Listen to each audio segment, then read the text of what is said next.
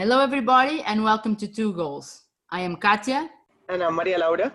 And today we're landing in England, more specifically in the seaside city of Brighton. Our guest is an experienced human resources professional, strongly dedicated to the sports industry. Rose Reid is the head of people and culture at Brighton and Hove Albion FC, responsible of the multi-award winning Team Brighton Values program, which helped shape and enrich the culture of the club. She works for equality, inclusion, and diversity in football, values which the club also stands for. Rose, welcome to Two Goals. Oh, thank you. Thank you for having me. It's great to be here. So, Rose, to start this interview, we would like you to remember your past, your childhood. When we refer to England, we always connect it, obviously, with all football culture, the football roots, and for sure you were raised within this culture. Can you tell us how was growing up with football culture around you? And if you can, tell us an anecdote or occasion which marked you during these years. Well, it's quite interesting actually, because unlike many of my colleagues, I didn't grow up in a traditional football family. And a lot of people who work in football here, they grew up and they remember going to games as a child. But for me, my childhood was very much around equestrian sport, and my dad's side of the families were very into horses. So we went to lots of equestrian events. So that's my kind of memory of sport as a child. And then when I went to school, again, unlike other people at other schools, the focus at my school was very much on rugby, netball and hockey. So again, football wasn't played, and we didn't have teams at school. So again, that was slightly unusual compared to some of my colleagues here who, again, grew up, my own son, grew up playing football at school. So it was quite interesting how those kind of formative years, I didn't follow the same path as many people I work with now. And the door really opened for football for me when I was 18. I left school, I went to college when I was 16, left college at 18 and went straight to work. And I was working in London, and the company I worked for worked very closely with JVC, who were an audio company, who were then on the front of Arsenal Football Club's shirt. And he gave me a ticket for a game and said, "Oh, we go into this box, go to this football match, and we've got a ticket and none of us want to use it, so you can use it." And I literally turned up at this football match on this Sunday. I was told to dress very smartly. I didn't know what to expect. I was probably 20 years younger than the next oldest person or youngest person in the box. It was quite intimidating because it was quite corporate, but I remember stepping out onto the balcony, looking over the crowd at Highbury, which was Arsenal's old ground. They've now moved to the Emirates Stadium, and the noise of the crowd it's never kind of left me really. It was really it really struck me, and I think that was the day where I remember thinking, I really kind of get this football thing now. I was always aware of football culture, but it just wasn't something that was close to me. So I think that kind of sowed a bit of a seed really. And I think, somewhere a little bit of a spark was lit. And then as my son was growing up, he was massively into football, and our lives became very much around, traditional Sunday league, standing in very, very muddy pitches, in the freezing cold with your toes freezing off, watching, the under sixes. And then as he grew up, and I remember his last game as an under 15, and it was quite an emotional day. And he's now an adult, and he now plays sort of adult football on a Sunday league, that sort of thing.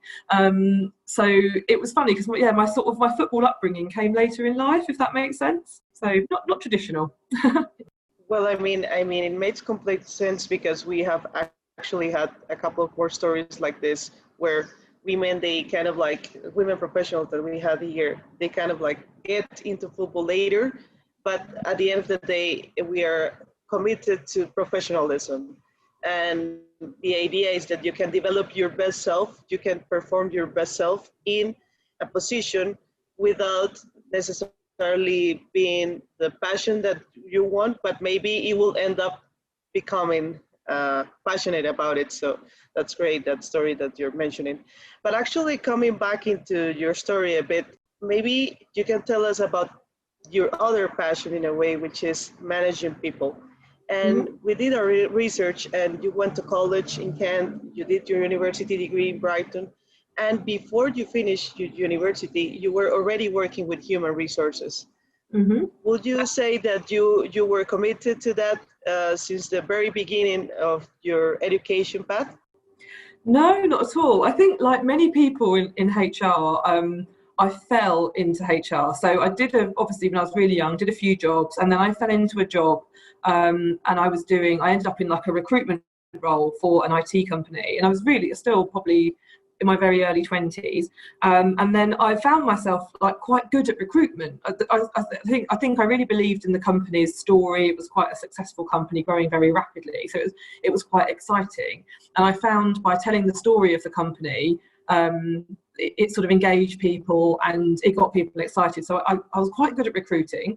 And then they put me into a training role, and they taught me to be a trainer, which I found utterly terrifying because I didn't have, I think people think I'm more confident than I am, but I was not at all confident in those days. And I think I hid it well, but I was petrified of being a trainer. But I had a boss who kind of forced me on a bit and said, come on, give it a go. And actually, once I got into it, I quite enjoyed it. And then as the company grew, it grew quite rapidly.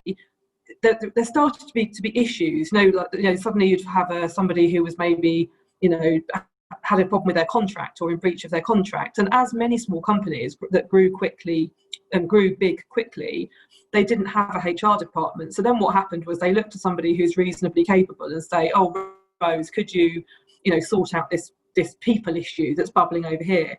So I then found myself dealing more and more with the people side. And before I knew it, we'd kind of formed a HR department, and we were kind of working as a small team of sort of HR people, but none of us were qualified. But I was really lucky because I had this incredible boss, Jackie, who I'll always be grateful to. And she said to me one day, she said, do you know what, Rose? There's this thing called CIPD qualification, and it's what, HR people do. It's at university, it's 4 years of evening classes alongside your full-time work, and obviously I was also a mum to a young mum to a little boy, so I had quite a lot going on. And I really didn't think, I was like, I don't think I'm clever enough, good enough, whatever, worthy enough to go to uni and do this course. And she really, really gave me confidence, and she said, come on, you can do this, and it'll be really good for you to have a qualification. It will do you well in life when you move on from here. And she was right, and obviously I'm really grateful for that. So I went off to uni, did evening classes and got my qualification, and it was really hard, but I would say with her encouragement and support and belief, really having that person who believed in you was just incredible. So I actually wrote to her probably about a year ago. I found her on Facebook and I wrote her a little note to say, I don't know if you realise how influential you were and how grateful I am to your support and giving me the confidence to do the qualification. So yeah, I was so I kind of fell into it really. But I'd say that I've always been interested in, you can have two completely identical companies and the only differentiating factor is the people. And it always, it's always interested me is what is the people factor? How can you, talk to people, reward people, whatever, to make them perform in a way that makes your company better than somebody else's company? And that's always been something I think that's been quite fascinating to me. Yeah, and you mentioned something that was particular to me over that is sometimes you just need, or we just need someone that believes in us and that makes us feel valued. And when we feel this, our work will be better, we'll perform better in everything we do. And now back to you in this HR world. Before working with football, you performed as an HR manager for the Sussex County Cricket Club for 2 years. Mm-hmm. What can you tell us about this experience in cricket? How this role impacted in the way you perform for the football industry?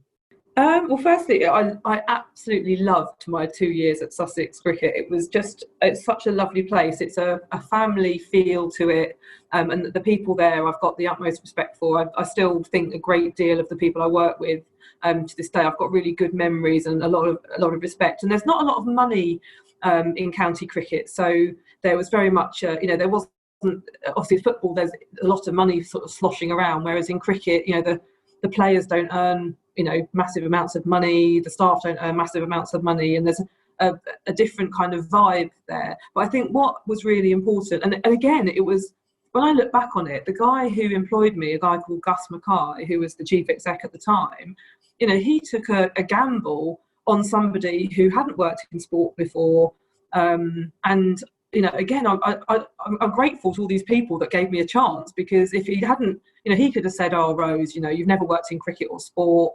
It's very different to working in corporate world. I don't think you're the right person." But instead, he was like, "No, I see something in you, and I want to give you an opportunity." And it was quite a steep learning curve, because I think what the good lessons it taught me that then led me neatly into football was the fact that obviously in sport it starts with a season. So the season begins, and this wonderful feeling on day one of any sport, whether it's Premier League football or cricket or Formula One motor racing, on the first minute or the first second of the first day of the season starts, everyone's on zero and anything could happen. And it's quite a sort of a unique feeling, really, on that day when it kicks off for the first time in whatever sport it is. It's that feeling of, and I think the year that Leicester won the Premier League kind of showed us that anything could happen, and it was quite exciting. So I think that's one of the things, kind of going through a season and the highs and the lows, the impact of when the team wins or the team loses, and how that feeling ricochets through the club, whether it's cricket or whatever. And I think the highs are higher than you'd ever get in the corporate world, and the lows are probably lower than you get in corporate world. So that sort of journey is quite a roller coaster to be on. I think also the challenge, especially obviously in cricket, you have a very small backroom staff, and then on match days, like T20s, for example, were a real sort of money spinner. And then on those days, you'd have to staff up, and get lots of casual staff in at short notice, and run those matches.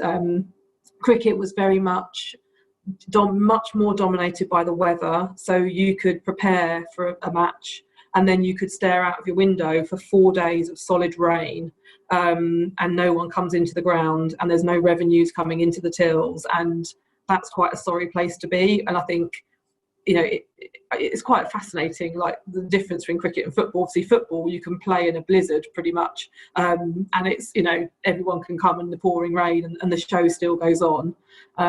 So yeah, there were lots of lessons, and I think I'll always be grateful for my time in cricket, and I think I started to get a real feel as well for the psychology. I was quite fascinated by the psychology of the game, the psychology of cricket, and talking to some of the coaching staff about the challenges they have, and that lonely walk when you're going out to bat, that lonely fielding position on the boundary, when you've lost concentration, you missed a catch, that a career-defining catch or something. The psychology is quite interesting of cricket, as it is in football. So there's lots of things. I just love the whole package, and it definitely, the fact that I had experience of, experiencing a season, a pre-season and a post-season and preparations, and I had that mentality, definitely helped me when I came for my interview for the football club, because it was a little bit familiar in terms of how it might look, even though in reality, of course, the two environments are quite different. That baseline knowledge was really helpful, if that makes sense. And in 2010, you got that interview that you're mentioning, Mm-hmm. and you start working as a head of HR at Brighton Hove Albion FC. Mm-hmm. Could you please tell us, what did you do at your first role as a head of HR? What were your daily tasks, and how has it been to be in charge of, or how was it back then to be in charge of a department? Yeah, definitely. It was basically, so when I first joined, it was only me. And it was a year before we opened the stadium. So we were building the stadium that I'm now sitting in, and but we were going from a very small staff to a much larger staff. So my first job was to staff up the stadium. So my first year was involved in recruitment, planning, training. It's where we gave birth to the Team Brighton values. So the Team Brighton values were the vehicle that we created to take us from the old stadium, the 8,000 athletics track, into this £100 million, 30,000 seater, with aspirations to go, up to the Premier League type thing. So we wanted to take all the positive behaviours and things that were important about the football club with us. So we created the Team Brighton values package with staff and with stakeholders. And then we had to obviously move everyone into the stadium. And in the meantime, I was building the team. So I started to recruit people into the team. So I brought someone in to help me with recruitment. Then I brought someone in to help me with payroll, and it kind of grew. And we're now a team of 9. So there was a lot of internal recruitment in the team as well. And then we hadn't long been at the stadium before Martin Perry, who was the director principally in charge of our building projects, decided he wanted to build a training ground. So that project then began, and we started building a £60 million training ground just 10 miles down the road. And so that also involved staffing, and there was a number of changes in the academy. So we have an academy, and there was a big sort of change in the way academies were structured, which kind of led into the decision to develop the training ground, as well as obviously for the first team facility. So that required a lot of work. A lot of new staff came in, a lot of education around how football was changing. We also decided to obviously invest a lot in our women's team, which I know we'll come on to a bit later, but that then another area that grew in the football club. And it seems like then we decided to put some more seats into the stadium. So we increased the amount of seats, and every decision that's taken in terms of the business has an impact on staffing. And of course, then we were striving to get into the Premier League. So we had a new chief executive came in. He was, had a sort of a vision to take us to the Premier League, and that vision took us 5 years to realise it. We had a couple of very near misses, but of course we were preparing for the Premier League, because life in the Premier League is very different to the Championship. So we were preparing for that, and then obviously when it happened, there was a massive impact in terms of a staffing impact, and a lot of education around what's different about the Premier League to Championship. So it's almost like on our journey along the way, it's had a lot of impact on staffing, particularly in terms of getting the right people in the right places, and building along the way, building an infrastructure. When I joined, there was no personnel files, there was no policies, there was no handbook, there was nothing. So we had to create them as we went along, and inevitably, when you do a lot of recruitment in a short space of time, you inevitably, unfortunately, make some maybe less good decisions, and sometimes you might then have some turnover to deal with as a result of mass recruitment, that then you've got a few people that maybe aren't right for the business. So that creates more work. So yeah, probably not explaining it very clearly, but it's but where we've ended up now is we've basically got a reward team that deal with all financial and non-financial rewards, and then we've got a talent team that deals with everything from talent ID, onboarding, recruitment, performance management, training, and then exiting people at the other end of their journey, hopefully in a positive way. And then we've also got safeguarding that sits within my team, which is about keeping children safe, who are on our programmes or who are at our academy or on match days. And we've also within my remit kind of falls equality, and also ethics and compliance. I'm involved in that as well. So there's quite a lot within the remit of the team, if that makes sense. But it's grown year on year in terms of in line with the impact of football and the way we've grown the football club. And since your first day at Brighton, as you were mentioned, 9 years later, you started a new position, the one that you are still holding as head of people and culture.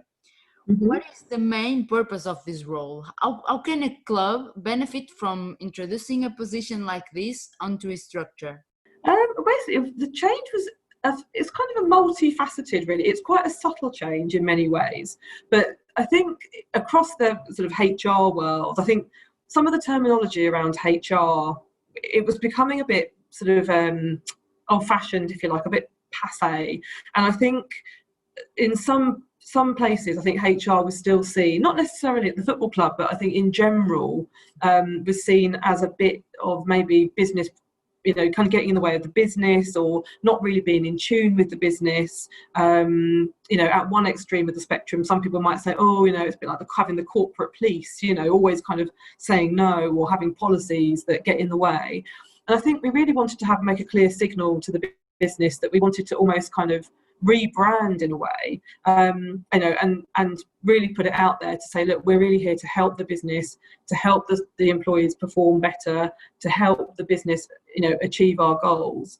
So we made some sort of some subtle changes. We changed the way we interacted with staff. So we've changed some of the sort of the language. So even the tone of some of our all-staff communications we changed, and we didn't try and go to Google or Twitter because that wouldn't feel real, but we just tried to modernise the function a bit. And I said to the team, we need to listen more. So rather than say, oh, we're going to, this is our performance management process, and kind of inflict it on everybody, we actually sat down with managers and said, okay, what is it about this process that, we know what the outcome needs to be. The outcome needs to be that people have clear goals and feedback on their performance, but what does that really look like and feel like to you, and what does it look like and feel like to the staff? And we took all that feedback on board, and then we changed the performance management process, for example. So now it's much more tailored. So if you work in, I don't know, a medical area, your performance management process might feel different to if you're an analyst, and that might feel different again to if you work in finance. So we listened, and I think that was the key thing, is like, we're there to serve the business, we're not there to get in the way of it. And I think that message, I think people have already started to feel, they said, oh, it just feels different, and the other thing is we're trying to make it a lot more convenient for staff. So we've rolled out some new software, so a new HR system to replace the old one, which was creaking a little bit. And I always sort of say to people, if you think about Amazon, you want to go on Amazon, you buy a book, you swipe right, you've bought the book. If you want to book a holiday at Brighton Hove Albion, I want you to be able to do it in the bath, swipe, click twice, and you've booked your holiday. I don't want you to have to think, oh crikey, I've got to do this and do it. So we want to try and make every interaction really convenient for people, and a lot more self-serve, and also appreciating that people learn in different ways. So I think during the COVID era, we've all embraced online learning, and the vast majority of people, they love it. They actually feel more sort of safe, if you like, on a, they can turn the camera off if they're a bit nervous, whatever it is. And actually, people seem to quite like online learning. So I think we'll definitely keep elements of our training as online. And the other thing is that, where we can enable people to do that at a time it suits them. So if they're travelling to work on a train, they could have their headphones in, and they could be doing a modern slavery course for 20 minutes. But that might suit them better than us pulling them out of the workplace, putting them in a meeting room, going through face-to-face training. So I think, we've tried to be a little bit different, a little bit, not softer, but I think just more flexible and adaptable. And I think the other thing is trying to think about people as all the people. So it's kind of like not just staff in a way. It's, whilst we're not responsible for fan engagement, it's almost like, it's thinking about how do our family, how do our mums and dads who work for us, there's other people involved in their lives. They might be a carer, they might be a parent, they might be a lone parent, they might be recently divorced, or whatever it is. It's almost like when you start thinking of people, I think you think of human resources in a different way, if that makes sense. So it's subtle, but it's been quite effective, and people have been quite responsive in a really positive way. Yeah, what you're mentioning is just a whole strategy. I mean, like a well put long-term strategy where you actually believe in what you're saying, in those pillars of thinking your I mean, your staff, but also the people related, the fans, the families. You're considering all the factors to try and build the best workplace possible. And actually, you were awarded because of this in a way. In 2016, Brighton was voted the best football club to work for. Could you tell us, I mean, is there's like an additional strategy that you're following? Maybe when you start this position, you came with these objectives to create both a productive and comfortable environment. Are there any referential values or philosophy within your team for that? Yeah, definitely. I mean, obviously, as a club, as I say, we formulated our Team Brighton values when we moved from the original stadium to the new stadium, and we've carried those with us along the journey. So I think they're the Team Brighton values. So there used to be 4. We've actually added a 5th one. So it's treat people well, exceed expectations, aim high, never give up, act with integrity, and make it special. And there are sort of 5 key values. And we try and kind of reference those and try and kind of almost kind of remind them and weave them through our sort of daily life. And we also, you know, obviously we're very lucky in terms of our physical environment. You know, you drive into work at the stadium and it's quite, you know, obviously, you know, I'm not saying every day you drive in and go, wow, I'm inspired. But sometimes, you know, like when you actually stop and think about, like now I'm looking at, you know, where I'm sitting, I can see the pitch and I can see the stands. And it kind of reminds you like why we're here. And I think that's really important. And at the training ground, also, it's such an incredibly impressive, you know, slick, you know, environment. It sort of screams high performance and high standards. And I think both the environments reflect that. So I think the environment's really important. And I think also I had quite an interesting sort of a bit of a moment, if you like, when I was at a board meeting. I was asked to come and present to the board.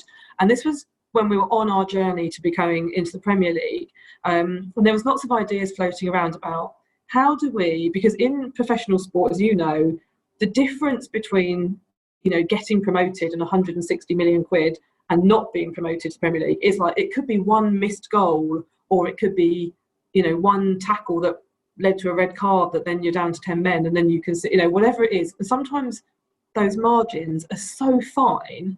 So what we were doing, we were looking at things in the other way around, saying, how could we, you know, just increase performance of our staff by 1% in order to then affect the overall performance of the football club? And one of the things we talked about was the fact that the location of the stadium at the time, there's nowhere to go for lunch nearby. Obviously, Katya's been to the stadium. It's not like in a town or anything. So what we were finding was that the staff were tending to go to the on-site cafe and getting, you know, kind of white bread sandwiches for lunch. And when we sort of asked people how they felt after lunch, they were saying, oh God, I feel so sluggish, and, you know, and all the rest of it. And yes, they could have made a salad and brought it into work like other people might do. But what we said was, well, why don't we try feeding the staff high performance food? Why don't we make that part of our performance journey to extract higher performance? So we introduced healthy breakfast and lunch for all staff, and that, I mean, you know, the signal that sent to people was quite powerful, because it sort of said, you know, we want to enable you to fuel yourself in the best possible way in order to perform in the best possible way. And also getting people to understand, you know, we didn't make everyone become a nutritionist or anything like that, but making people understand that if you eat a healthy lunch, you're not going to feel, you know, you're not going to have your eyes dropping at 2:00 in the afternoon. And then, you know, you might then pick up the phone and ring that customer that maybe you've been putting off because, you know, you feel quite alert and you feel able to cope with that. But the other thing I think was something that fell out of that in a really positive way, was that there was a realization that a lot of people who work for the football club, maybe in the lower paid pockets of the football club, was quite often the ones who were doing more manual works. They were probably expending more calories and putting in more physical effort than someone who was sitting at a desk. So by providing, you know, healthy food, what we were basically doing was putting everyone sort of on a level playing field in terms of, you know, a kind of a benchmark, if you like, a baseline of nutrition and healthy food. And I think that was really important. And I think, you know, when I look back to somebody come up to me after Christmas this year during January and said, "Oh my God, I'm so, it's such a good thing that you're feeding us because I'm so skint after Christmas that, I'm so grateful that I know I can come to work and have a healthy lunch, and I'm doing a physical job, and I don't think I could do that living on baked beans or whatever." So it was just quite interesting. It just kind of the positive effect that had.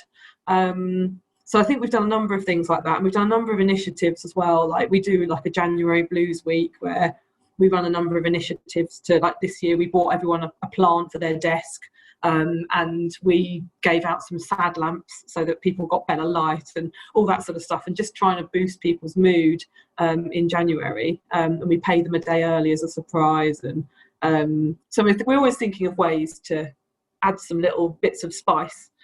Yeah, and what you mentioned is exactly what, for us, what tells us that Brighton is a club that actually cares about the staff, and this tells us everything, and cares about the staff and also the community. And Brighton, the club and the city are connected not only through football but also through its values. Brighton and Hove Albion FC is well known as a community club. Also, when we talk about Brighton, the city, we immediately think about its openness, especially regarding LGBT rights. And why are we mentioning LGBT rights specifically? As we all know, the Premier League has the Rainbow Laces Weekend, and Brighton raised the bar regarding this minority and its status in sports. It was the only club that proudly created a tifo, or choreography, for the ones who don't know what we are talking about, with the rainbow colors on that weekend. A huge step and example to all football communities. Can you explain to us how this idea appeared as a priority and how it was accepted in general by the club itself, by the fans, the community, and also the country? Yeah, I mean, I think, first of all, we wanted to send a really clear message to everybody that everyone's welcome at Brighton. I think we felt very passionately that on the side of our stadium it says, American Express Community Stadium, and I think, we felt really strongly that we wanted that to be reflected in what we did rather than just what we said. And we also we have to do some work for the Premier League. When you get into the Premier League, you undertake this piece of work called the Premier League Equality Standard. And basically all clubs go through and are working through the standard. And what that does, the starting point, is to do some analysis on data, which can be challenging because we don't always have, not all clubs have lots of data on all their people, but you do lots of data analysis on your fans, on your staff, and on the participants in the community schemes. And what you do is you then identify from the analysis where you're underrepresented in those groups. And then what you do is you form an action plan, and you focus your action plan on your underrepresented groups and your areas of particular priority. So LGBT representation, whilst our records and our data wasn't massively, there wasn't abundance of data, we knew that we were underrepresenting in that particular protected characteristic. So we wanted to do something that really, gave a strong message to the local community. And we also had some anecdotal feedback from members of the LGBT community who remembered the days of the 1980s, where football was very much, seen as a kind of white man's aggressive environment that just wouldn't be a friendly place or a safe place for somebody from the LGBT community. And some people didn't know that football had moved on from that, or they maybe didn't believe it. They might have read that football's moved on, but they didn't necessarily believe that. So I think, we definitely wanted to send out that clear message. And we also had a clear message from, fans and from staff of how powerful that message would be. And I think, obviously it was a fantastic visual sight. And I must admit, I was standing on the other side when everyone raised their pieces of card to make the rainbow. And it actually sort of took my breath away a bit. I was like, crikey, that's quite incredible. And we also invited some people in. We were in touch with a number of local LGBT groups who, like, there's, for example, a very small charity who work with young people who are, questioning their gender.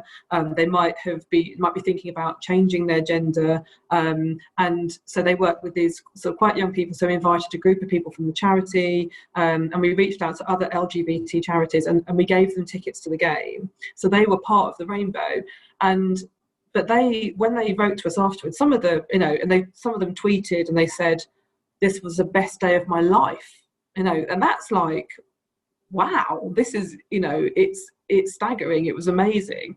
So I think, we certainly wanted to send a clear message, and I think we were sort of quite overcome at just how powerful it was. So it's definitely, it's part of our sort of, it fell into our strategy really in terms of being a priority for us, but also through feedback from people as well. So it was kind of a joint, a number of different factors went into that decision. But actually, Rose, you also participate in the Pride Parade in Brighton. And Yes. This is kind of like, you will say that this is beyond your duties. I mean, as part of Brighton, in a way, this appearance is also, for me, a way to kind of like support, but also lead a cost. I mean, it's not also, because you can always just stay with the strategy that you agree on the club and what you just mentioned. But what would you say? Why do you think you wanted to attend? I mean, as a person, as an individual, why do you think it's important to kind of like back these parades, these movements? Why do you think as an individual about this? Well, I think obviously when we went back to the Rainbow Laces thing, obviously the people in the stadium were able to participate in that, and obviously, we tweeted it, and then we got some, PR from that went outwards, if you like. But I think, the great thing about Pride is, it's a massive event in the Brighton calendar. The whole city, just comes out, young, old, every background, every protected characteristic, everyone celebrating together. And it's a very, very important part of the calendar here. And I think that over the years, a lot of people sort of said, oh, why don't we do Pride? And we did do it a few years back, and then we had a break, because the thing with Pride that is unhelpful is that it's very close to the beginning of the season. So on the weekend of Pride, there's almost always a friendly match pre-season. So resource-wise, it can be quite tricky, because you've got a lot of resource organising Pride and a lot of resource who are just getting ready for the beginning of the season. So it can be quite a balancing act. So in the past, sometimes it's been a logistical reason for not doing it rather than any other reason. But there was overwhelming support for doing it. People really wanted us to do it, and the fans said, "Oh, why don't we do Pride?" So for the last 2 years, obviously this year was cancelled because of COVID, but we were due to do it again, and it was absolutely fantastic. I mean, obviously, not only was the visual presence, and people sort of saw the bus coming with all the balloons and us with all our flags, and they were like, "Oh my God, it's Brighton!" You could tell that they were quite surprised to see us, but in a really good way, which was fantastic. And then the other thing that we found was, after the parade's finished, you go into the park, and there's obviously a big party in the park, and we had a stand at the park. So what we did was we used that opportunity to talk to lots of people and to gather some insight into what their feelings about football are, how they, and to sort of try and get a little bit more intelligence really, but also to advertise to these people and say, look, there are jobs, potential jobs at Brighton Hove Albion. You can have children's parties at Brighton Hove Albion. You can get married at the stadium. It's not just about the football. It's a whole, it's a community stadium that's there for the whole community in many, many different ways. And I think a lot of people were like, oh, crikey, I had no idea that, I can go on a stadium tour, or I could hold my, company meeting in one of the rooms. And so it was actually a really good education tool as well for us to speak to people. So yeah, I think it was a bit of a win-win really. But and also it's great. I mean, aside from the serious message, it's great fun for the staff, and it really brings people together. And I think there were some new staff who recently joined who afterwards said, "Oh my God, it's amazing that I'm working for a company that's doing Pride. This is great." So I think it also sent out a clear message internally as well that we're an inclusive club, as well as the outward facing publicity and PR and messaging, there was also a strong message internally as well. So yeah, it was fabulous. Definitely looking forward to the next one. Well, you could definitely say that after all details that you have mentioned about Brighton being open, being inclusive, being flexible and adaptable to not only to causes but all the changes on the environment. But actually, before COVID, we were already discussing the lack of attendance of some stadiums and the changes in fandom. Let's say youngsters that are really not that interested in attending the matches in person. Maybe they're more into esports, for instance.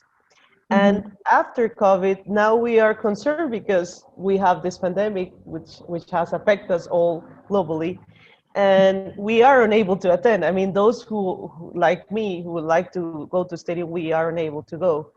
So in a way, we really need to advance into understanding this kind of changes, of disruptions, of those things that we cannot control in a way, because maybe you have the perfect strategy, but then this happens and you need to start over very quickly. So in a way, could you describe us how to maintain a club like Brighton, which is recognized as a club that lives through its values of caring and engaging its fans and its community within this crisis and within the changes of fandom in football? Yeah, and I think, obviously, it's quite interesting because obviously because we're going into our fourth season in the Premier League, so we're still fairly new to the Premier League compared to some of the more established football clubs. So obviously other clubs have got like a huge global reach and a really established global fan base, and we've obviously started that journey to build that fan base. And so I think globalization and the way the world is changing has really brought a need to expand the reach of our marketing and the way we interact with all of our stakeholders, be it fans or corporates or whatever. And I think it's been a real challenge, and one that obviously I'm not a marketeer, but our marketing and media team have done a brilliant job, I think, to push out and segment content to different people in different ways, in the way that they need it served up to them, which has been quite interesting. But I think also, obviously, technology has enabled us to reach out to fans and interact with them. So you could have a fans forum where 20 of your most loyal local fans who live down the road can walk up the road and come into a forum and sit in front of the chief executive and the manager and ask questions, but also tuning in live from Azerbaijan or whatever, or China. You've got somebody who's a massive fan who's tuning in to listen from overseas. So that's been quite interesting. And I think the other thing, in terms of like commercially, what's been quite interesting, particularly in the Premier League, is before we went to the Premier League, the club's commercial revenues obviously relied quite heavily on local business, sort of fairly small sponsors. And I guess there was probably a bit of a fear from that group that when we went into the Premier League, we'd suddenly be, agog with all these kind of huge brands. And of course, we have got massive global brands on our shirt. We've got American Express, we've got Nike.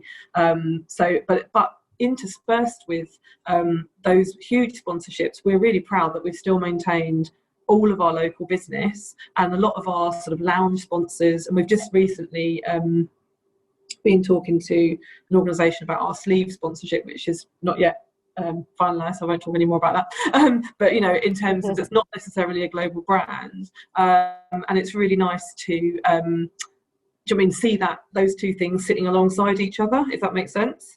And I guess it's a bit like the fans. So you've got your local fans who have been around for years and years and followed us through the early leagues, and then you've got your new fan base, in America or whatever, and in Asia that are kind of new supporters, but they're just as passionate. So it's challenging, but it's also quite interesting from the outside. But I'm not pretending to be a huge expert on our marketing strategy, but they do a great job.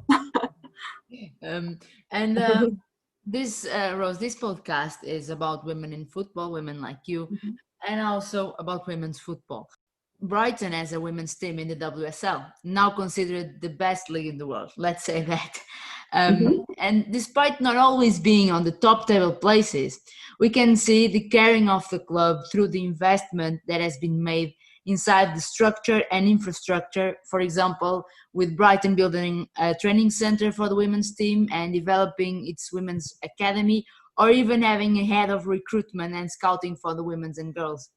Can you describe to us this strategy of the club for women's football development? And taking this in consideration, where do you see Brighton and Hove Albion Women FC in 10 years with all this investment? Yeah, well, hopefully, I mean, we're really, really lucky in that we've got this brilliant owner. So Tony Bloom, he's a Brighton boy. He's our owner and chairman. And, you know, he started out coming to see Brighton Hove Albion as a small boy with his grandfather. So he is very much in tune with, you know, Brighton. You know, he hasn't kind of moved in from overseas and bought a football club. So we're really, really lucky with Tony. And Tony's, one of his philosophies is, he's very big on, if you're going to do something, do it properly, do it well, do it with integrity. You know, he's got these really incredibly strong sort of personal values, and they kind of ricochet, if you like, all the way through the board and through the business. So when we, you know, decided the board decided to really run with women's football, and you know, the global interest obviously in women's football is really taking off. And a decision was taken to say, right, we're really going to get hold of this and really run with it and take it forward. So when the board and Tony put forward their mission for the football club, they said, you know, our long-term mission is to be a top 10 men's football team in the Premier League and a top 4 WSL team for the women. So it was quite powerful how they kind of announced that sort of side by side to staff, to say that, you know, that they're both as important as each other, sort of in terms of the long-term mission.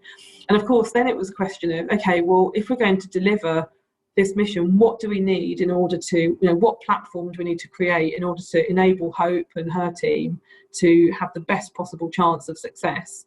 So we're building this incredible women's hub at the training ground, which is a kind of a slightly smaller version of what we've currently got, but it'll be bespoke for the women, and they'll have their own top class facilities in there. And I think it will probably rival, I'm not aware of other clubs who will have something similar, but I'm sure there might be other clubs who are looking at similar things, but it will definitely be up there with one of the best facilities.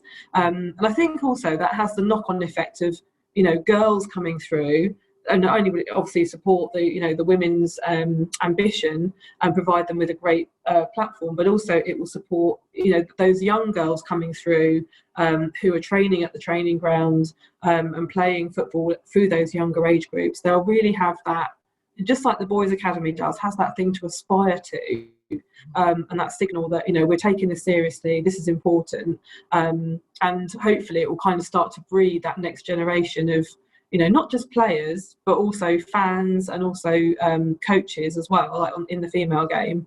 And I think, yeah, I think it's really exciting. I'm really pleased for, you know, when you look at, you know, currently, you know, the women are training up at the university fields, and, you know, they're making the best of what they've got and doing a great job. But you think, crikey, what more could they achieve if they're, you know, they have even better facilities to train from. So it's very exciting. It's really exciting. I think it sends a great message out again to women in general, to the female, you know, population of the football club. Yeah, it's great to see.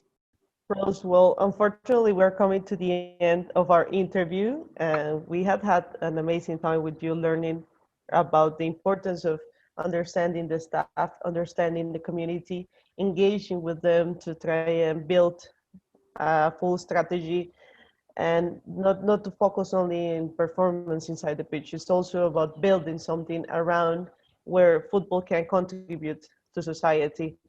And before closing, we would like to give us an advice for those people out there, girls, women, men, who are interested in pursuing our career involving HR and their football passion, or maybe their sports passion. Could you please tell us what can they do, where can they start, and maybe just from your background, what kind of advice will they get for them to try and pursue this passion?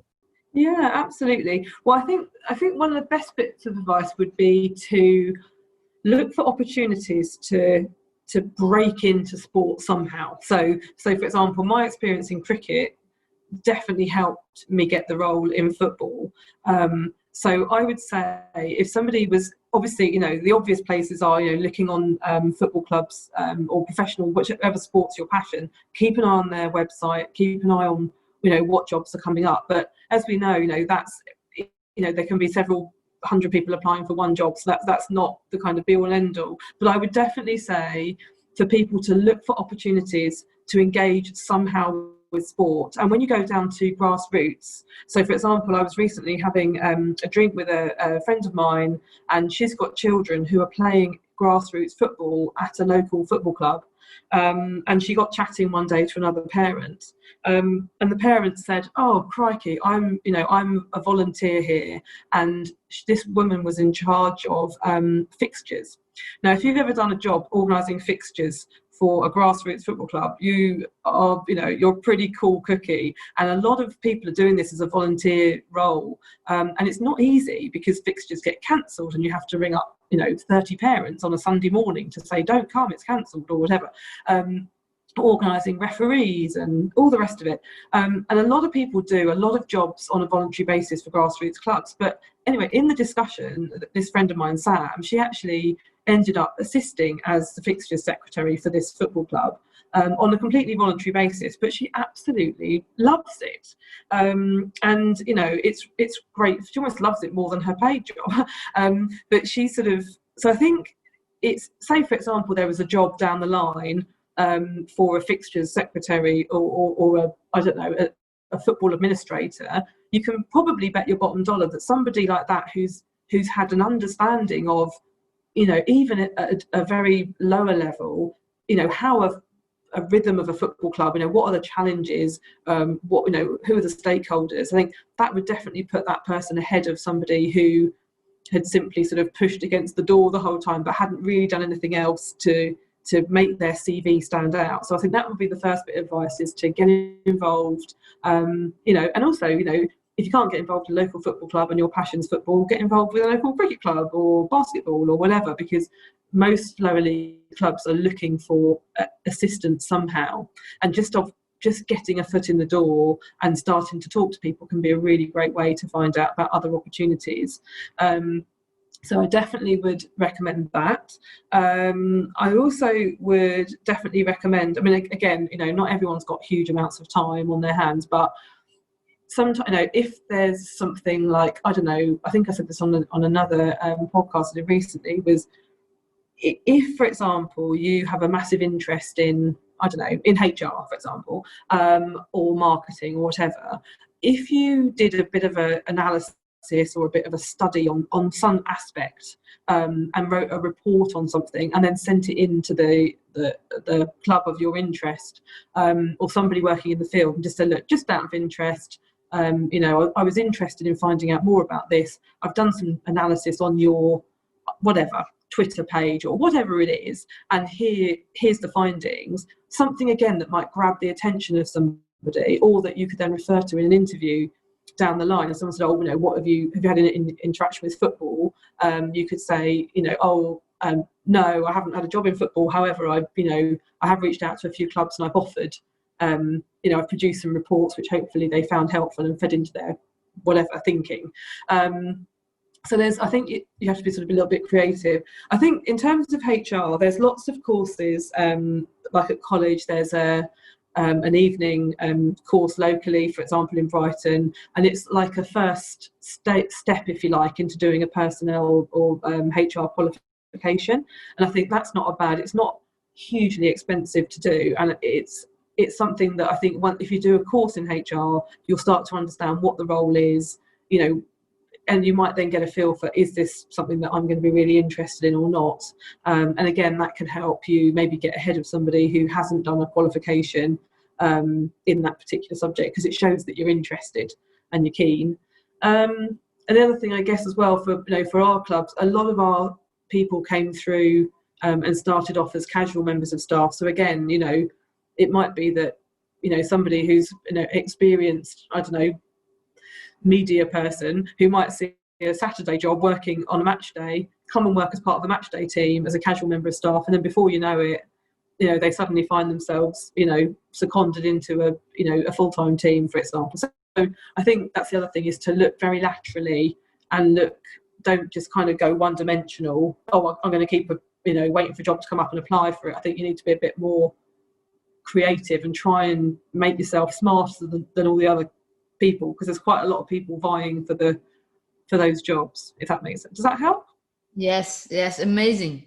Great couple of advices for the ones who want to pursue a career in HRs and also in this industry, which is very, very helpful.